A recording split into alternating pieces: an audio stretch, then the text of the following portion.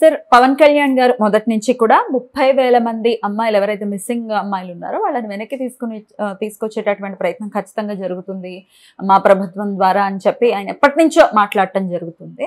అయితే recent times లో దానికి సంబంధించిన కార్యాచరణ ఎంతవరకు వస్తుంది అనేది మెల్లిమెల్లిగా చూస్తూనే ఉన్నాం.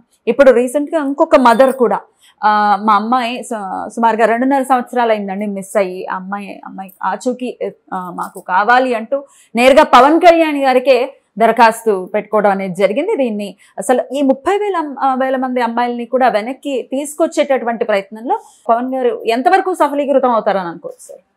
అంటే 30,000 అనే ఫిగర్ ఆయన సెంట్రల్ ఇంటెలిజెన్స్ నుంచి నాకు దొరికింది అని ప్రస్తావించాడు ఆయన. అంటే వాలంటీర్ వ్యవస్థను టార్గెట్ చేస్తూ, వాలంటీర్ వ్యవస్థ మీద ఎక్కువ డిపెండ్ అయినటువంటి జగన్మోహన్ రెడ్డిని టార్గెట్ చేస్తూ చెప్పిన మాట అది. ఆ సందర్భంగా ఆయన వాలంటీర్ల ద్వారా డేటా బయటకు వెళ్ళిపోతుంది. ఏ ఇంట్లో ఎంతమంది అమ్మాయిలు ఉన్నారు, ఎంతమంది అబ్బాయిలు ఉన్నారు, ఏ ఏజ్ గ్రూప్ వాళ్ళు ఉన్నారు, ఈ ఇన్ఫర్మేషన్ అంతా కూడా వాలంటీర్ల ద్వారా తెలుసుకుని ఈ హ్యూమన్ ట్రాఫికింగ్ ప్రోగ్రామ్ జరుగుతోంది మరి ఇందులో నిజాలు అని ఆయన ప్రస్తావించాడు. ఆ రోజున నిజానికి వాలంటీర్లు పవన్ కళ్యాణ్కి వ్యతిరేకంగా పెద్ద ఎత్తున ర్యాలీలు చేశారు, ఆయన ఫోటోలు చింపారు, అలాగే కాలు కింద వేసి తొక్కారు. ఇవన్నీ జరిగినాయి, ఇవన్నీ చూసాం మనం. సార్ వాలంటీర్ వ్యవస్థ మీద ఆయన చేసినటువంటి వ్యాఖ్యల్లో నిజాలు ఉన్నాయా? లేదండి, డేటా లీకేజ్ రకరకాలుగా జరుగుతుంది.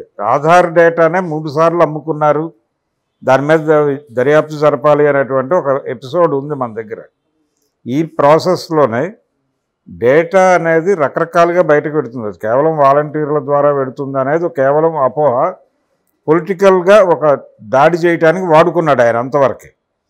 అయితే ఈ మధ్య ఆయన ప్రజావాణి అని ఒక కార్యక్రమం నిర్వహిస్తున్నాడు. పార్టీ ఆఫీస్లో ఎవరైనా వచ్చి చెప్పుకోవచ్చు తను పార్టీ ఆఫీస్లో ఉన్నప్పుడు అని. రెగ్యులర్గా జనాల్ని కలిసేటువంటి కార్యక్రమం ఇది. కూడా జగన్మోహన్ రెడ్డి గారి ఆచరణ నుంచి నేర్చుకున్నటువంటి గుణపాఠంలో భాగమే. ఆయన జనాలని పూర్తిగా నెగ్లెక్ట్ చేశాడు, పట్టించుకోలేదు, వాళ్ళకి యాక్సెస్ ఇవ్వలేదు.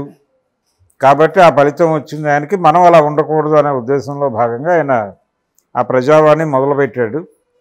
ఈ ప్రజావాణిలో భాగంగా ఒక ఆవిడ విజయవాడకు చెందినటువంటి ఒక మదర్ వచ్చి చెప్పారు ఆయనకి మా అమ్మాయి కనిపించడం లేదు అని.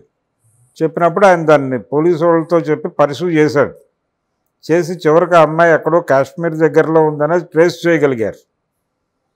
ఇది ఒక సక్సెస్ స్టోరీ. ఆయన అధికారంలోకి వచ్చిన తర్వాత, ఆయన ఉప ముఖ్యమంత్రి అయిన తర్వాత సాధించినటువంటి ఒక విజయంగా భావిస్తే, ఇప్పుడు పిఠాపురం ఆయన సొంత నియోజకవర్గంలో నుంచి వచ్చినటువంటి కంప్లైంట్ ఇది ఎన్నైనా జరగచ్చు. అంటే ఇప్పుడు నిన్న ఒక వార్త విన్నాం మనం, అమెరికాలో అక్రమంగా అమెరికాకు తరలించినటువంటి వాళ్ళతో అక్కడ రకరకాల పనులు చేయిస్తున్నారు అని.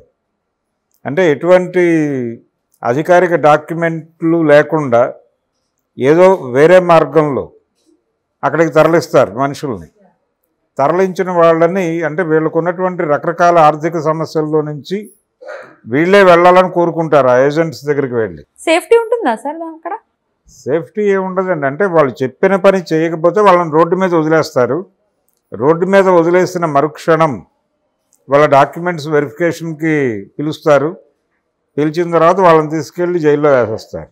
అసాంఘిక కార్యక్రమాలు కూడా ఇదే అంటే నిన్న అక్కడ వాళ్ళు ఒక దంపతుల ఇంట్లో దొరికినటువంటి 15 మంది అమ్మాయిలు ఉన్నారు అక్కడ అనేది వార్త వచ్చింది. అదే సార్, ఆ అమ్మాయిలతో వీళ్ళు అసాంఘిక కార్యక్రమాలు కూడా జరిపించే పని ఉంటుందా? అవకాశం జరిపించవచ్చు. ఎందుకంటే డొమెస్టిక్ హెల్ప్ కి తీసుకెళ్తున్నారు అని అంటున్నారు. డొమెస్టిక్ హెల్ప్ అంటే వాళ్ళు కాదనలేని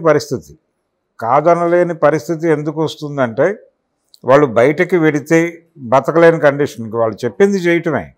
వాళ్ళు ఇదే చెప్తారు, ఇది చెప్పరు అనేది ఉండదు. సేఫ్టీ అప్పుడు అంటే వాళ్ళకి డబ్బులు జనరేట్ కావాలి, వీళ్ళకి డబ్బులు ఇవ్వాలి వాళ్ళు. కాబట్టి ఈ ఆర్థిక లావాదేవీలు ఉన్నాయి కాబట్టి ఏ రకమైనటువంటి బిజినెస్కైనా వీళ్ళని వాడతారు. అది కేవలం దీనికే వాడతారు అని ఏం లేదు, ఇలా కూడా జరగచ్చు, ఇలాంటివి కూడా జరగచ్చు. అలా కొంతమంది అమ్మాయిలు అలా బట్వాడా అయ్యి వెళ్ళిన వాళ్ళు కూడా ఉండొచ్చు.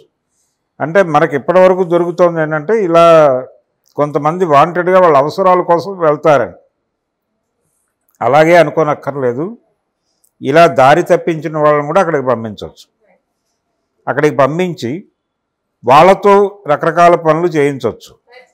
ఇలా ఏపీ నుంచి నిన్న అక్కడ దొరికిన వాళ్ళల్లో తెలుగు ఆడపిల్లలు కూడా ఉన్నారనేది వార్త వచ్చింది. మొత్తం అందరూ తెలుగు వాళ్ళే ఉన్నారు అనేది వాళ్ళే. కాబట్టి ఇప్పుడు పవన్ కళ్యాణ్ ప్రస్తావించినటువంటి ఆ 30,000 కరెక్టా కాదా అనేది పక్కన పెట్టేస్తే ఈ జాబితాలో వీళ్ళు కూడా ఉన్నారేమో అనేది ఒక అనుమానం. ఏ పనైనా చేయించవచ్చు వాళ్ళతో, ఈ పనే చేయిస్తారని రూల్ ఏం లేదు.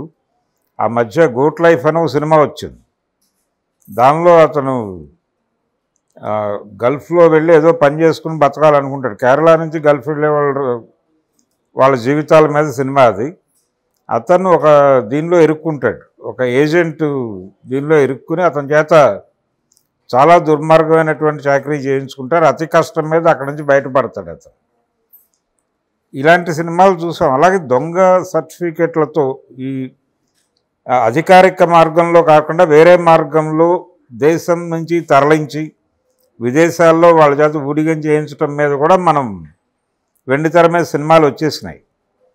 ఇదే కండిషన్ ఇప్పుడు జరుగుతోంది. ఇలా దేశీయంగా రకరకాల పనులలో వాడచ్చు. ఇలా వెళ్ళిపోయినటువంటి ఇళ్లలో కనిపించకుండా వెళ్ళిపోయినటువంటి అమ్మాయిల్ని దేశీయంగానే వాడుతున్నారా, విదేశాలకు తరలించి కూడా వాడుతున్నారా అనేది ప్రశ్న.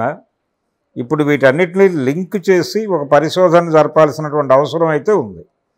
పవన్ కళ్యాణ్ ప్రస్తావించిన వాళ్ళలో వాళ్ళు కూడా ఉండుండొచ్చు. నిన్న ట్రేస్ అయినటువంటి విదేశాల్లో ట్రేస్ అయినటువంటి వాళ్ళు కూడా ఉండుండొచ్చు అమెరికాలో. ఇలా ఇప్పుడు ఆ పిఠాపురం నుంచి వచ్చినటువంటి విజ్ఞాపన ఆయన తిరిగి పరిశీలి చేస్తాడు. దాన్ని పోలీసులతో మాట్లాడి ఆ అమ్మాయి ఎక్కడుందో ట్రేస్ చేసేటువంటి ప్రయత్నం జరుగుతుంది.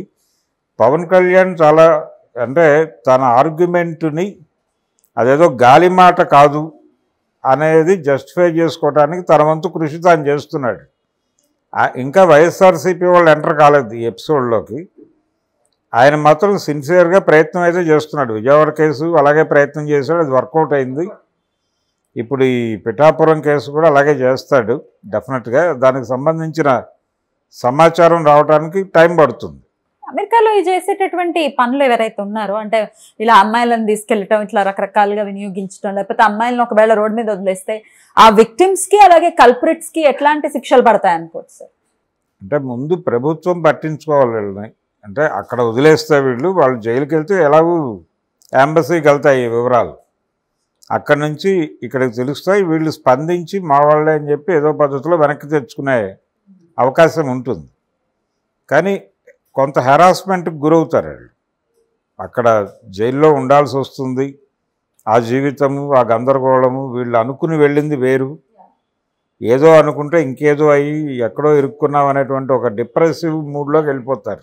అయితే కఠినంగా ఉంటాయి శిక్షలు అనేది వింటూ ఉంటాం కదా సార్ అక్కడ. అంటే వీళ్ళకి శిక్షలు ఉండవండి, వీళ్ళకి శిక్షలే ఉంది, అదే శిక్ష వాళ్ళకి. జైల్లో ఉండడమే అది చాలు. వచ్చిన తర్వాత ఎలాగో వీళ్ళకి అప్పచెప్తారు బంధువులకి. కానీ ఈ క్రైమ్ చేసిన వాళ్ళలో ఎంతమందికి శిక్షలు పడతాయి అనేది చూడాలి. అందరికీ శిక్షలు పడతాయని లేదు, తప్పించుకునే వాళ్ళు చాలామంది ఉంటారు. పడిన శిక్షలు కఠినంగానే ఉంటాయి. అది అమెరికన్ దీని ప్రకారం ఉంటుంది. అక్కడ ఉన్నటువంటి చట్టాల ప్రకారం ఈ శిక్షలు ఉంటాయి. Right sir. ఈ వెస్ట్రన్ కంట్రీలో ఇప్పుడు అమెరికా కాబట్టి ఇట్లా వచ్చిందా, ఇట్లా అరబిక్ కంట్రీస్లో కనుక వెళ్తే వాళ్ళ దగ్గర అయితే మరి అసలు కనుక్కుంటారా సార్ ఇట్లా వచ్చారు వీళ్ళు, లేకపోతే శిక్షలు ఉండటం ఇట్లాంటివి ఏమైనా ఉంటాయా? వాళ్ళు చంపేయచ్చు కూడా, ఎక్కడైనా చంపచ్చు. అమెరికా అయినా ఎక్కడైనా మరీ ఇబ్బందికరంగా ఉంటే అసలు ఆనవాళ్ళు లేకుండా చేసేటువంటి పద్ధతి కూడా ఉంది వీళ్ళ దగ్గర. ఎక్కడో తప్పించుకుని ఎవడో బయటపడుతూ ఉంటారు. అంటే దేనికి గ్యారంటీ లేదు. అంటే మనిషి సరుకుగా మారిపోయినటువంటి ఒక వాతావరణం, అది సరుకుగా మాత్రమే చూస్తారు వాళ్ళు. ఇక్కడ మానవీయత, మానవ విలువలు ఇలాంటివి ఏమీ ఉండవు. ఈ సరుకు సేలబుల్లా కాదా, సేలబుల్ కాకపోతే డిస్మాంటిల్ చేసేయండి అన్న ధోరణిలోనే వ్యవహరిస్తారు. ఇంకా ఏ కంట్రీస్ కి వెళ్తుంది అనుకోవచ్చు సార్ ఇట్లా హ్యూమన్ ట్రాఫికింగ్? ఎక్కడైనా జరగచ్చు, ఎక్కడికైనా జరగచ్చు.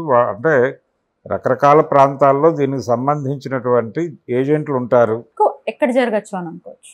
గల్ఫ్ ఉంది, గల్ఫ్ గల్ఫ్ ఉంది, అలాగే కెనడా ఉంది, ఆస్ట్రేలియా ఉంది, అమెరికా ఉంది.